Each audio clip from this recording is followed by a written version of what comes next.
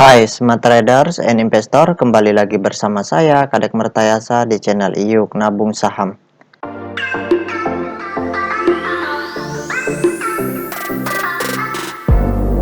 Nah, di episode kali ini kita akan membahas salah satu perusahaan yang direquest oleh Andika Dika. Kode sahamnya Nelly. Nama perusahaannya yaitu PT Pelayaran Nelly Dwi Putri Tbk. Oke, untuk mempersingkat waktu kita langsung saja buka datanya di aplikasi iPod. Jika Anda menyukai konten-konten kami mengundang Anda untuk mengklik tombol like dan subscribe agar Anda mendapatkan video terbaru kami setiap minggunya. Nah, di sini kita ganti kode sahamnya Nelly. Kemudian kita enter. Nah, berdasarkan grafik dari perusahaan PT Pelayaran Nelly Dwi Putri Tbk ini, dari bulan Januari itu harga sahamnya mentok di harga 139, kemudian tepatnya di tanggal 21 April itu harga sahamnya naik, kemudian sideways lagi, kemudian terus naik mencapai puncak tertinggi di harga 515, tepatnya pada tanggal 17 Desember 2021. Setelah itu harga sahamnya turun, kemudian naik lagi, kemudian sideways, seperti itu.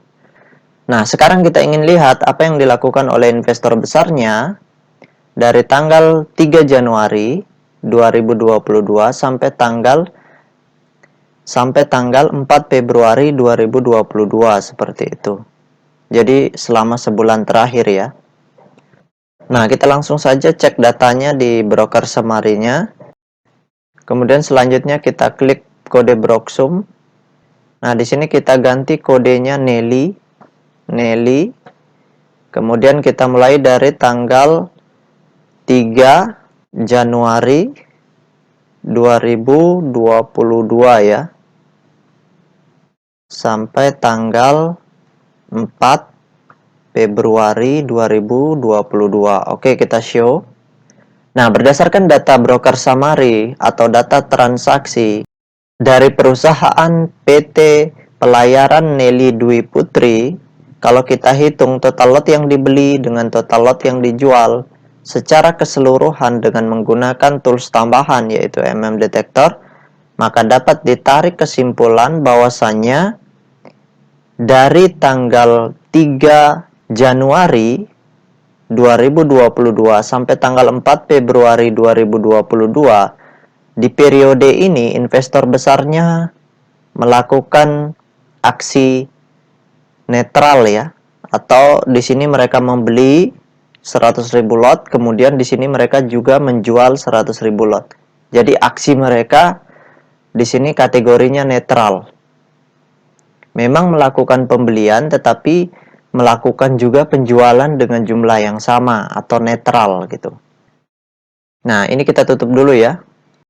Nah, sekarang kita ingin lihat data peta kepemilikannya untuk melihat potensi jangka panjang dari perusahaan PT Pelayaran Nelly Dwi Putri Tbk ini. Nah, berdasarkan hasil riset yang saya lakukan dengan mengumpulkan data-data dari SRO Bursa Efek Indonesia dan data-data dari sekuritas, maka dapat ditarik kesimpulan bahwasanya perusahaan PT Pelayaran Nelly Dwi Putri ini 15,71% sahamnya sudah dicetak dalam bentuk scriptless. Nah, dari 15,71% saham yang beredar, itu investor besarnya atau investor pengendalinya memiliki porsi kepemilikan sebesar 40,4%. Ini termasuk kategori yang sudah perlu diwaspadai karena kepentingan mereka sudah semakin kecil di perusahaan ini. Terbukti dari dana yang mereka simpan di perusahaan ini sudah sangat setidaknya sudah berkurang dari 75% seperti itu. Karena standar minimal kepemilikan investor besar itu harusnya 75%. Nah, kemudian kepemilikan investor retail itu sebesar 41,8%. Ini juga mengindikasikan yang tidak baik. Kenapa? Karena kepemilikan retail itu batas maksimumnya adalah 25%. Ketika porsinya berlebih dari 25%, artinya akan berisiko ketika investor besarnya mengerek harga, karena investor retailnya bisa menghajar mereka dengan cara menjual kepemilikan mereka, seperti itu. Kalau tujuan investor besarnya untuk akumulasi, untuk mengambil alih kepemilikan kembali, tidak ada masalah. Karena mereka punya dana berlebih berarti.